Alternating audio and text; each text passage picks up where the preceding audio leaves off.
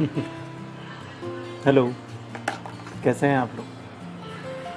उम्मीद करता हूँ कि हमेशा की तरह बहुत बढ़िया होंगे। फिर वही किताब जो मुझे बहुत पसंद है, और मैं चाहता हूँ कि इसमें जितनी कहानियाँ हैं वो सब आपको एक एक कर सुनाऊँ। तो आज की जो कहानी है उसका नाम है व्हेन व्हेन प्लेग स्ट्राइक्स। और ये एक भारत की लोक कथा है। ये फोक टेल्स ऑफ इंडिया नाम की जो किताब है वहाँ से सिलेक्ट की गई है, और उसको थोड़ा सा एडिट किया है A.K. रामानुजन ने। तो आइए, बड़ा इंटरेस्टिंग है।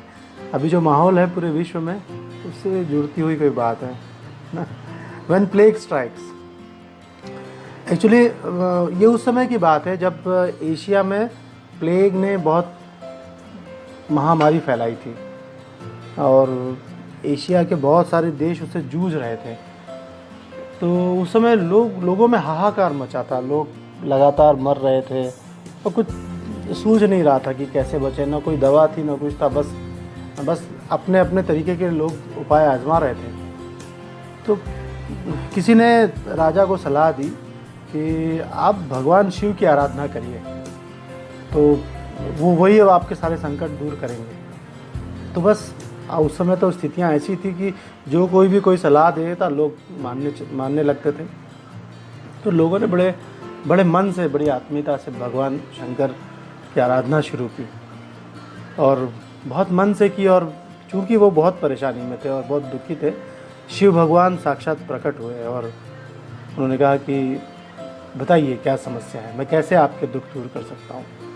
तो लोगों ने अपनी व्यथा बताई कि हे भोले शंकर, हम प्लेग से ग्रसित हैं, हमें बचाओ, आप ही हमें बचा सकते हैं, आप और तो हमारे पास कोई रास्ता ही नहीं है बचने का। तो शिव जी कहते हैं कि ठीक है, मैंने आपकी तपस्या से प्रसन्न हुआ हूँ, मैं अपने गण नंदी को छोड़े जाता हूँ। वे आपकी रक्षा करेंगे, वे आपके द्वार पर खड़े रहेंगे, आपके नगर द्वार पर खड़े रहेंगे, और आपकी सबकी रक्षा करेंगे, प्लेग को आपके नगर में घुसने से रोकेंगे। ऐसा कह के वो अंतर्ध्यान हो जाते हैं। लोगों को लगता है कि हाँ, शिव जी का गण नंदी हमारे बीच आया है, तो अब तो हमारे शहर को, हमारे नगर को, हमारे देश को प्लेग से घबराने की ज़रूरत नहीं है, या हम सुरक्षित हैं। तो बस उसी समय से नंदी अपनी सुरक्षा व्यवस्था में जुट जाते हैं, एकदम खड़े हो जाते हैं तैनात नगर के द्वार पर। सब लोग अपने अपने घरों में रहते हैं, रोज़मर्रा के कामों के बाद अपने घर चले जाते हैं, खा पी कर सो जाते हैं, लेकिन नंदी डटकर अपनी ड्यूटी, अपनी जिम्मेदारी निभाते रहते हैं।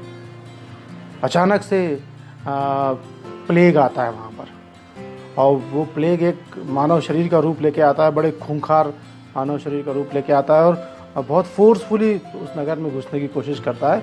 तो नंदी सामने आ जाते हैं और उसे कहते हैं कि रुको, मेरे यहाँ रहते, मैं इस नगर का रक्षक हूँ, मेरे यहाँ रहते तुम इस नगर में प्रवेश नहीं कर सकते, इस राज्य में प्रवेश नहीं कर सकते। और प्लेग कहता है कि नहीं, मैं तो महामारी हूँ, मैं तो इसमें प्रवेश करूँगा ही।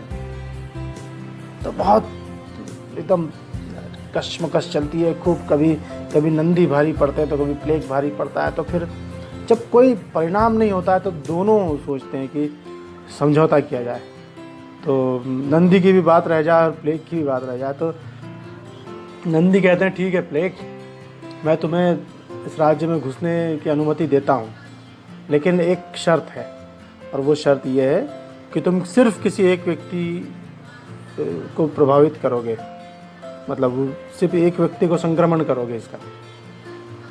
तो नंदी का कहा प्लेग मानता है। तो वो कहता है कि ठीक है, वो कौन व्यक्ति है बताओ। तो नंदी ऐसे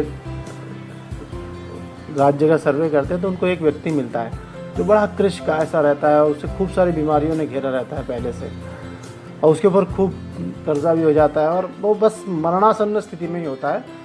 और नंदी उसी आदमी की तरफ इशारा करता है और प्लेग जाके उसको जकड़ लेता है। अब वो मर जाता है बस।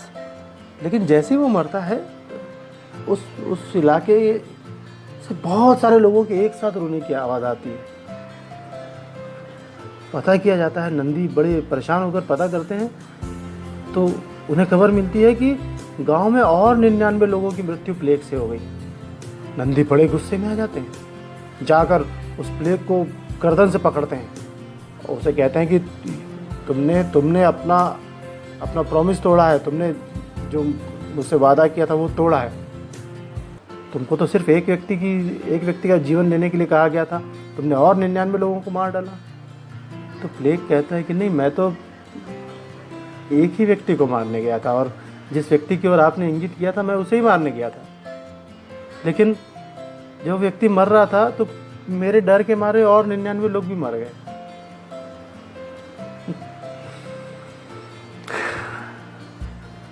तो बीमारी शायद उतनी खतरनाक ना हो, लेकिन कई बार हम बीमारी से नहीं, उस डर से ही खत्म हो जाते हैं। वो डर ही हमें खत्म कर देता है।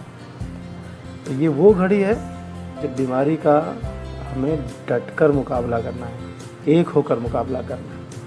WHO की सारी गाइडलाइंस माननी है, सुननी है, पढ़नी है, समझनी है, माननी है, अपने घर वालों से मनवानी है, क्योंकि आपको पता नहीं है कि ये अदृश्य शक्ति कहाँ से आएगी और कहाँ चली जाएगी।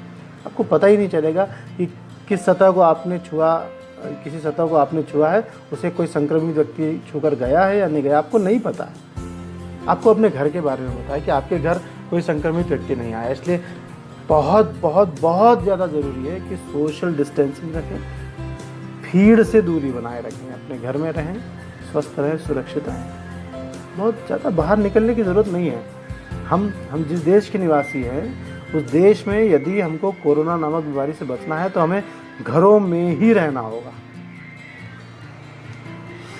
मैं तो इस कहानी से यही समझता हूँ और आशा करता हूँ कि ये जो मैसेज है इस कहानी व्हेन प्लेग स्ट्राइक्स में, वो मैसेज आप तक मैं पहुँचा पाया हूँगा। उम्मीद है कि आप इस बात को समझेंगे। तो ये फोक टेल्स फ्रॉम इंडिया से ली गई एक कहानी है जिसे सिलेक्ट और एडिट किया था A.K. रामानुजन ने, और ये उसी किताब की एक कहानी है, लाइफ पॉजिटिव पब्लिकेशन की, टीचिंग स्टोरीज। तो have a nice time, enjoy करें, रिलैक्स रहें, क्योंकि पैनिक भी जानलेवा हो सकता है। Bye bye.